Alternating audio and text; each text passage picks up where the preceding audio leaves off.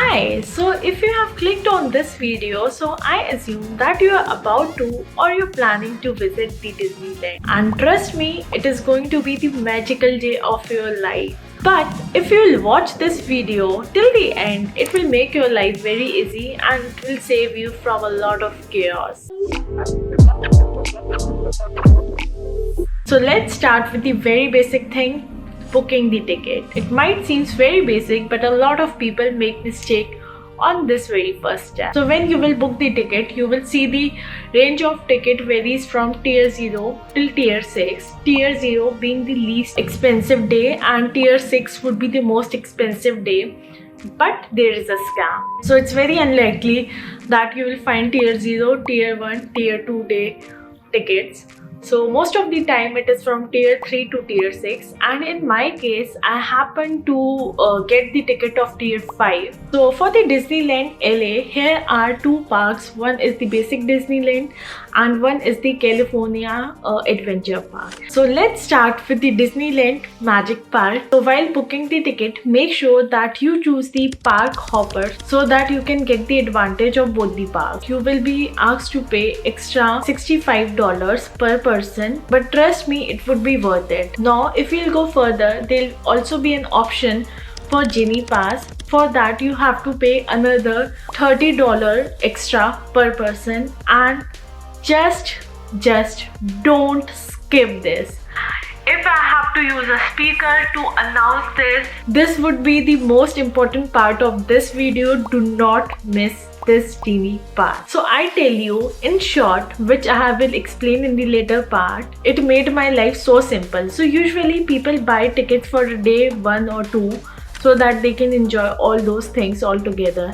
But I took a day and I took a Genie Pass. Because of it, I was able to get along on all the rides, and not on all the rides but faster than everyone. There are basically two queues, one for the non-Genie Pass members and one for the Genie Pass member. So usually in the non-Genie Pass queue, there's a line for about 50 to 60 minutes waiting time, and for the Genie Pass member, the line is only about for 5 minutes. So please don't skip this Genie Pass. But in my case, along with the Genie Pass, I also took the photo booth pass. If you are someone like me who wants to get photos at every location, because this is one of my childhood dream to get the photos with the Mickey, Minnie and every little places, then don't forget to add photo booth pass. So these are the photos which I took at various locations. So what do we say? These photographs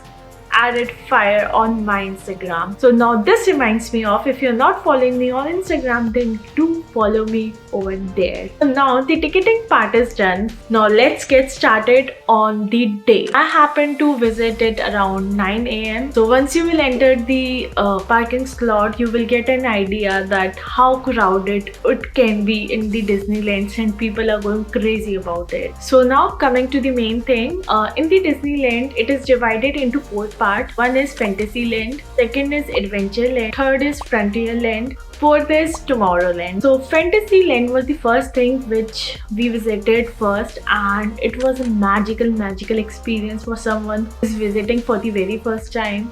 The kind of world I saw in front of my eyes was magical. It was something, a dream come true, what I had imagined in my childhood.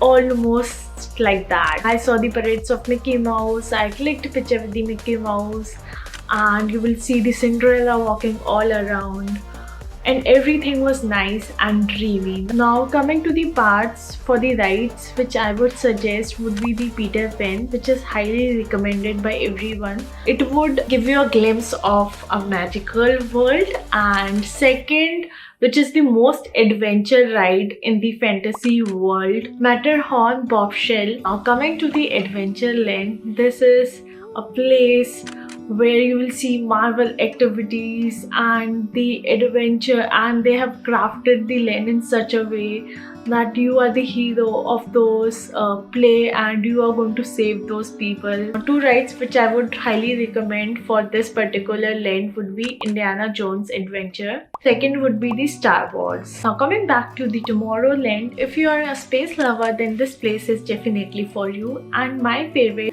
from this land would Star Tours. Now let's come to the Frontierland. It gives you the influence of the North America, especially the American history.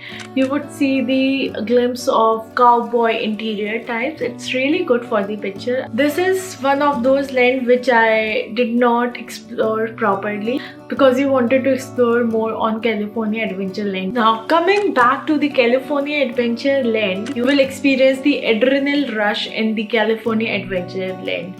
So if you are someone, for you the experience of activity is just all about adrenaline rush, then this is the place for you.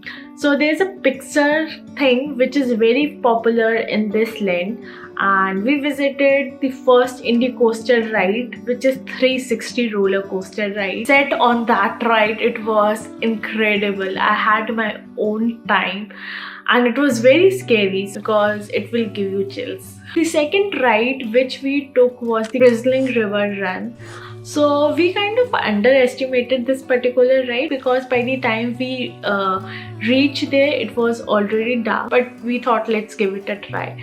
So for the initial 1 or 2 minutes it was okayish kind of, but after then it gave me chills, and especially because it kind of run through the water channel, so there are high chances that you might get wet, but it is one of my favorite rides. And another which I really admire was the soaring around the world. It is particularly flight where you see a world and you kind of experience the world as if you are going to that particular place. They flew us to somewhere and it felt magical. They connected almost all part of the world.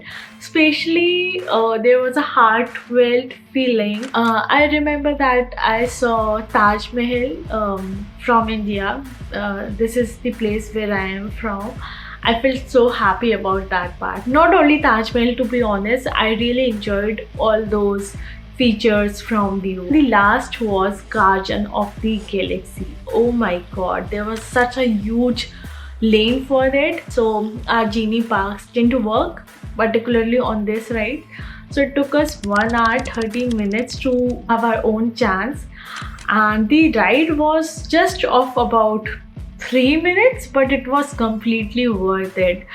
It was a whole new experience. So these are my top favorites rides from the Disneyland. I think the rides I have covered will give you a kind of mixed balance feeling of adrenaline rush, childhood dream, the spaceship dream and everything. So do let me know your experience after you visit Disneyland. Till then, if you like this video, then please subscribe. Thank you. Bye.